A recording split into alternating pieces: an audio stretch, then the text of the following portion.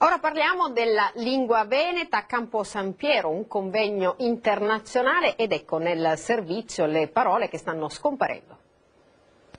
Se parla in veneto e pensate che sono venuti esperti da ogni parte del mondo per parlare appunto di lingua veneta qui all'Auditorium dei Santuari Antoniani a Campo San Piero. Il primo convegno internazionale della lingua veneta in occasione della giornata internazionale della lingua madre, un convegno organizzato dal Rotary di Padova. Allora sentiamo quali sono i detti che sono andati persi. Per esempio la parola piron che è la forchetta.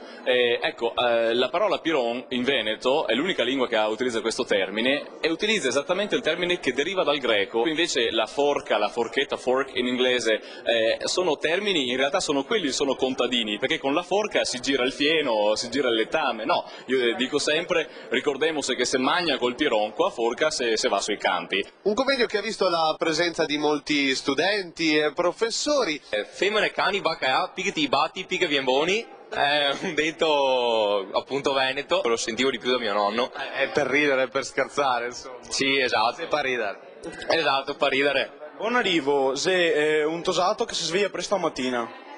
Complimenti. Io me lo dicevo sempre perché mi svegliavo alle 7 della mattina presto e ora... Io parlo tanto a casa in Veneto, però sono... Ci dice qualcosa che dice a casa in Veneto? Ho appena finito i compiti, non ho voglia di fare niente.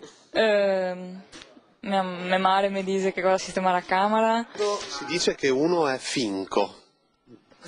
Questo non l'ho mai sentito. Mai, non ho idea. Furbo, astuto. Per esempio, quando dico a una persona te sì bauco, no, bauco viene dal profeta biblico Abacuc che aveva la testa grossa, sei un testone, no? Conosci un detto in dialetto? Io non so il dialetto. Vediamo se sono un po' più informati gli anziani. Cosa mangi stasera? Giusto, oppure non so. Questa era semplice. Sì, era semplice. Ma lei mangia col piron? Sì, mangio col piron e col gucciaro.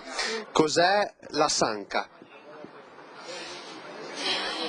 Potrebbe essere tipo un appendiabiti. A sinistra.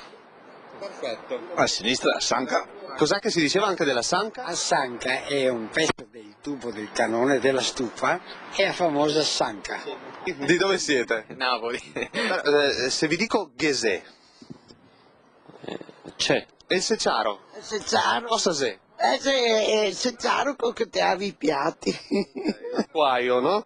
Utilizzare il veneto significa avere un passepartout, una chiave, così si chiama che il manuale universitario veneto, la chiave per capire tutte le lingue romanze, i 7 tamisi, è un metodo, il veneto è un sistema, è una lingua in più che ci consente di accedere facilmente al francese, allo spagnolo, al portoghese, quindi e anche ad altre lingue.